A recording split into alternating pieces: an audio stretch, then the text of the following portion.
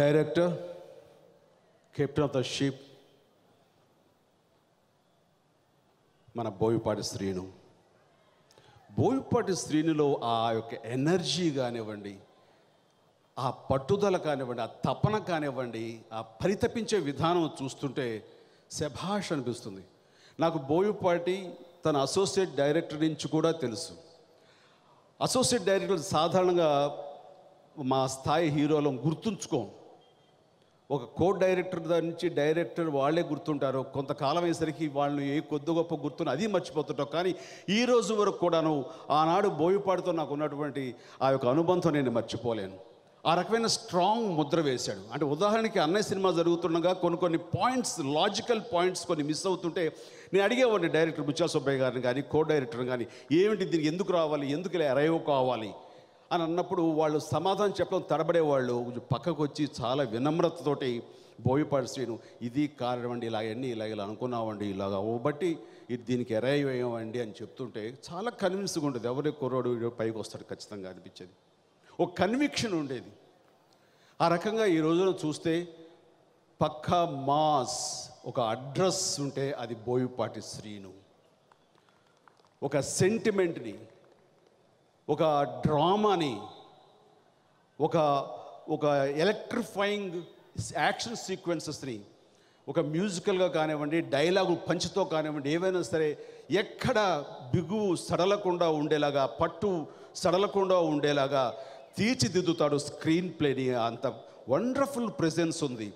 So ఈ రోజున mass హీరోలు ఎవరైనా మనకు తక్కువైపోతున్న తరుణంలో మా తెలుగు సినిమాకి మాస్ హీరోగా మాస్ డైరెక్టర్గా ఈ రోజున వచ్చి భుజం కాసి తెలుగు ఇండస్ట్రీ స్టామినాని మరో లెవెల్కి తీసుకెళ్ళినటువంటి బోయపాటి శ్రీని మనస్ఫూర్తిగా నేను అభినందిస్తున్నాను. బోయపాటి శ్రీను నిజంగా ఈ రోజున ఈ సినిమా సరైనోడికి సరైనటువంటి డైరెక్టర్ బోయపాటి శ్రీను. ఈ కథ ఫస్ట్ టైం నా దగ్గరకు వచ్చి నాకు చెప్పాడు. ఈ సినిమాయే కాదు, మీకు ఎవరికి తెలియకపోవచ్చు బోయపాటి శ్రీనుకు నాకున్నటువంటి ఆ తర్వాత ఉన్న జర్నీ. తను తీసినటువంటి సింహ కానివ్వండి, లెజెండ్ కానివ్వండి, ఇవన్నీ కూడా నా దగ్గరకు వచ్చి నాకు తను వినిపించేవాడు. వినిపిస్తున్నప్పుడు నేను కొన్ని సజెషన్స్ కొన్ని చెప్పేవాడిని. అవన్నీ కూడా తను ఎంతో స్పోర్టివ్గా తీసుకుని ఆ రకంగా ఆ సినిమాలో ఆ మార్పులు చేర్పులు చేసుకుంటూ, అలాగే ఆ నమ్మకంతో ఈ రోజున ఈ సినిమా కూడా నాకు చెప్పాలని ప్రయత్నం చేసి అరవింద్ గారు టైం మీద ఏర్పాటు చేస్తే వచ్చి నాకు చెప్పినప్పుడు, గతం సినిమాల్లో అయితే కనుక నేను సజెషన్స్ ఇచ్చి ఈ రకంగా చేస్తే బాగుంటుంది, ఈ రకంగా ఉంటే బాగుంటుంది అన్నానేమో కానీ సరైనోడికి నోరు మెదపలేదు. నోరు మెదిపి ఒకటే మాట అన్నాను, గో హెడ్, ఇది పెద్ద హిట్ అవుతుంది బోయపాటి, ఇంకేమీ ఆలోచించకు, ఈ సినిమా అంత పక్కగా నువ్వు చక్కగా దీన్ని అల్లేవు, చాలా బాగుంది, కథాంశం, కథనం ఇవన్నీ కూడా చాలా చక్కగా వెళ్తున్నాయి, గో హెడ్ అన్నాను. అతను చాలా ఉత్సాహపడ్డాడు. ఈ రోజున నాకు ఏమి చెప్పాడో దానికి 10 స్క్రీన్ మీద చూపిస్తాడని నమ్మకం నాకుంది. ఆ విశ్వాసంతో ఈ రోజున ఈ సినిమా సరైనోడు చాలా పెద్ద హిట్ అవుతుందని, అండ్ బోయపాటి శ్రీనుకి తనని మరొక లెవెల్కి తీసుకువెళ్ళే సినిమా అవుతుందని, తన స్టామినా ఏంటో మరొకసారి చూపించిన అవకాశం ఈ సినిమా తనను కలగజేస్తున్న నమ్మకంతో I wish him all the best. Boyapati very good, బాగా చేశారు. ఇందాక అరవింద్ గారు అంటున్నారు మీ 150th సినిమా అయిపోయిన